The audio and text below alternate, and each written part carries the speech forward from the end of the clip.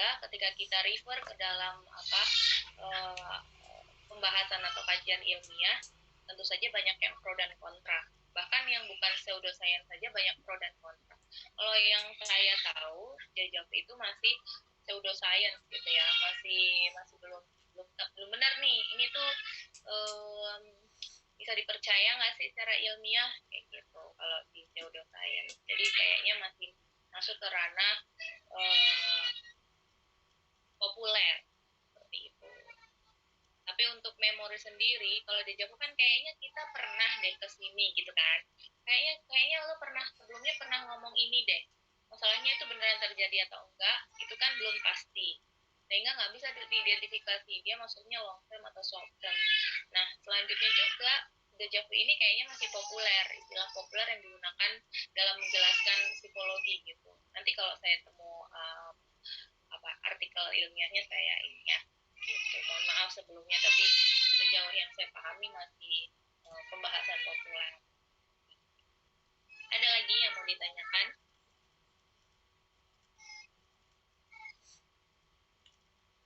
Berapa kepanasan?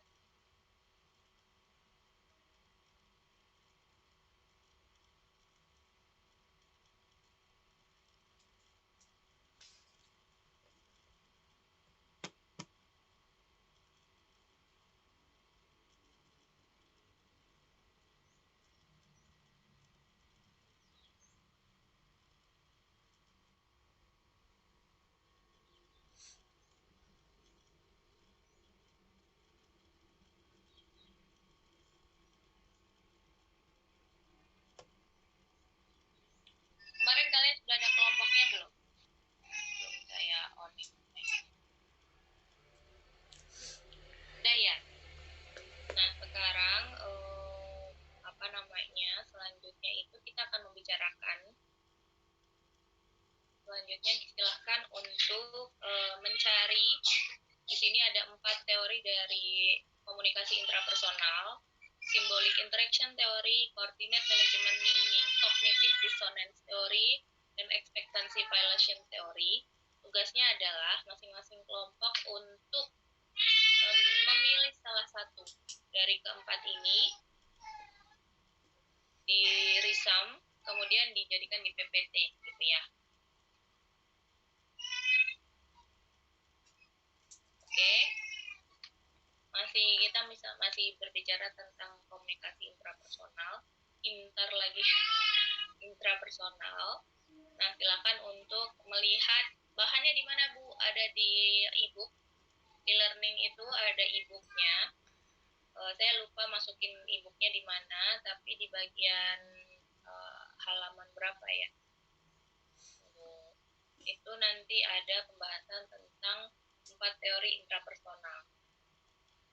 Dia membahas tentang how we process meaning is the cornerstone. Bagaimana kita memproses makna, pembuatan makna itu merupakan dasar dari memahami komunikasi intrapersonal. Nanti kita akan jelasin tentang kenapa kok ngomongin makna sih, Bu. Ini kan bukan manusia biasa atau apa yang biasa YouTuber itu. Oke, gimana teman-teman? Pada paham ya tugasnya ya? Oke, silakan untuk memilih salah satu. Saya meng-highlight yang nomor 3 karena itu yang paling harus kalian pahami agar tidak terjadi. Tapi silakan untuk memilih 1 dari 4. Kalau misalkan tumpang tindih, gimana Bu? Nggak apa-apa. Jadi nanti kita bisa saling menambahkan atau saling berdiskusi. Ya, kayak gitu. Ada yang mau ditanyakan?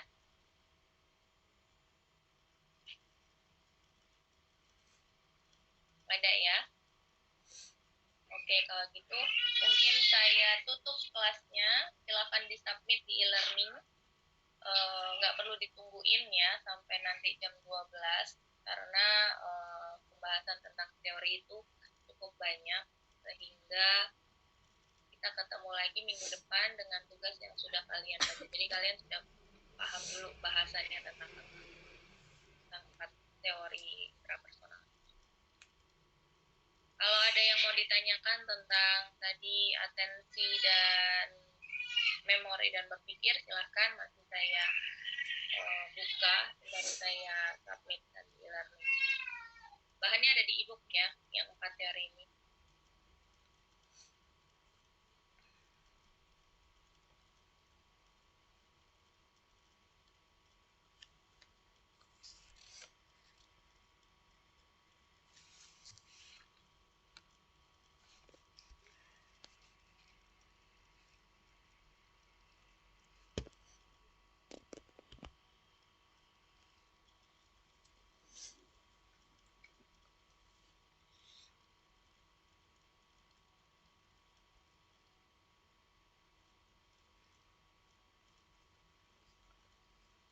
Ada di halaman 73 yang tadi tugasnya. Tapi dipilih salah satu. Ada yang mau ditanyakan? Tentang videonya mungkin sudah mulai. Mau konsul tentang video juga nggak apa-apa ya, Bu. Saya temanya ini, gitu. Kira-kira masuk nggak tentang mental health awareness, gitu. Itu tentang temanya atau topiknya. Temanya. Kalau topiknya mungkin specifically jargon apa yang kalian usung. Kalau videonya kalian lebih keren lah. Yang mau ditanyakan? Rafa, Syakila, Lutfia, Desi Haryanti, Raudotul Jannah, Rifa, Safira, Kansa. Aku mau nanya, jadi kan tugas kita tuh kan milih 4 teori itu ya Bu ya? Nah, kalau misalnya ada kelompok kata milih teori yang pertama, tadi kita memahami dulu, baru kita bikin PPT kayak biasa aja gitu ya Bu? Ya, betul. Baik. Lagi, Mbak Rifa. Mau bertanya Bu mengenai tugas video itu. Kan kelompok saya ini kan ngambil topiknya tentang depresi mayor ya Bu. Karena apa? Karena tuh zaman sekarang kayak udah lagi ini banget nih Bu, lagi booming remaja seusia kita nih rata-rata pada bunuh diri gitu Bu. Karena apa sih? Karena mungkin mereka memiliki masalah dengan kesehatan mental mereka seperti depresi Bu. Nah, kalau misalnya kita ngambil itu buat video itu masuk kan ya Bu?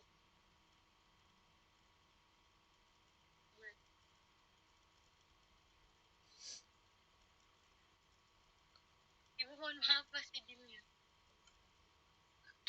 Bisa masuk. Masalahnya adalah depresi mayor itu kan harus ada diagnosisnya. Satu. Jadi yang mana yang dimaksudkan depresi mayor? Terus jargonnya tuh apa? Jargon tuh apa sih Bu?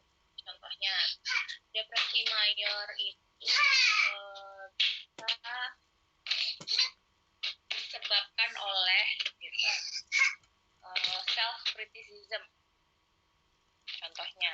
Terus kalian tahu cari-cari. Terus kalian cari-cari self criticism itu tuh kenapa bisa terjadi dan apa faktor-faktor yang mempengaruhinya. Contohnya ada orang lain atau apa namanya?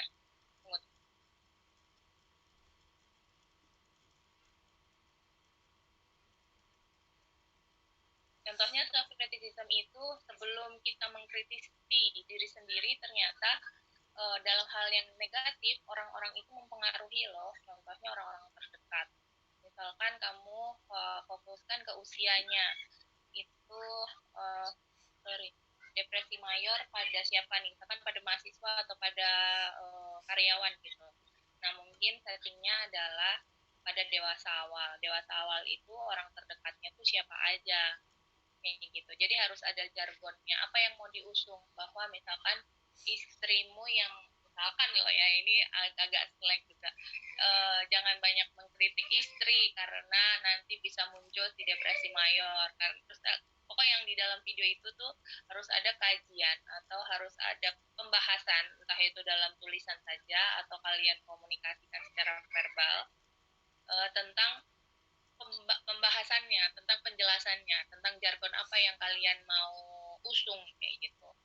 Depresi mayor bisa disebabkan oleh penggunaan obat terlarang atau depresi mayor bisa disebabkan oleh penggunaan rokok yang berlebihan. Depresi mayor bisa disebabkan oleh bau ruangan kayak gitu. Itu yang singkat-singkat kayak gitu. Tapi yang panjang, misalkan depresi mayor dapat disebabkan oleh self-criticism dari diri sendiri yang dibangun oleh orang sekitar atau apalah. Jadi harus dibaca dulu depresi mayor itu apa, penyebabnya apa, depresi mayor yang gimana, penyebabnya apa, faktor-faktor yang mempengaruhinya apa, terus sehingga kita mentargetkannya adalah perubahan perilaku dari orang-orang yang misalkan tadi yang self-criticism, orang-orang terdekat dari orang yang punya kecenderungan tinggi untuk mengkritik dirinya sendiri, sehingga perilaku mengkritik orang lain itu bisa lebih mindful, bisa lebih tersadari bahwa hal tersebut bisa menyakiti bahkan merusak kesehatan mentalnya orang lain. Kayak gitu Mbak Rifa. Kira-kira masuk Pak? Berarti kayak harus lebih spesifik lagi gitu ya Bu? Iya, lebih spesifik dan lebih sehingga terbaca pesannya. Kayak misalnya nih bullying bisa menyebabkan salah satu penyebab dari depresi mayor gitu Bu misalnya. Nah ya, nah nanti mungkin ada scene-scene tertentu tentang bullying dan kemunculan depresi mayor itu kayak gitu.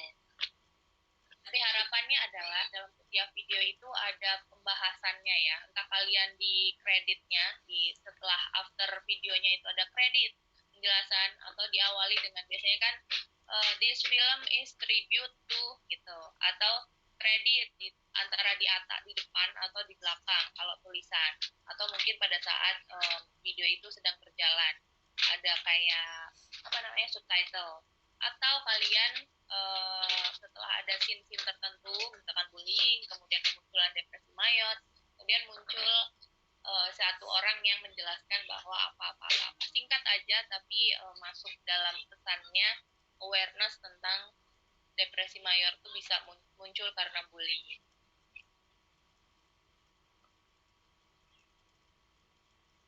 Baik Bu, terima kasih ya Bu.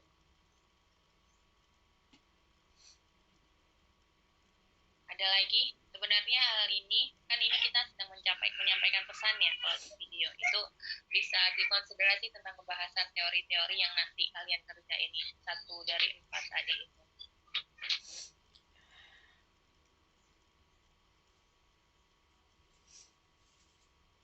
Lagi yang mau ditanyakan?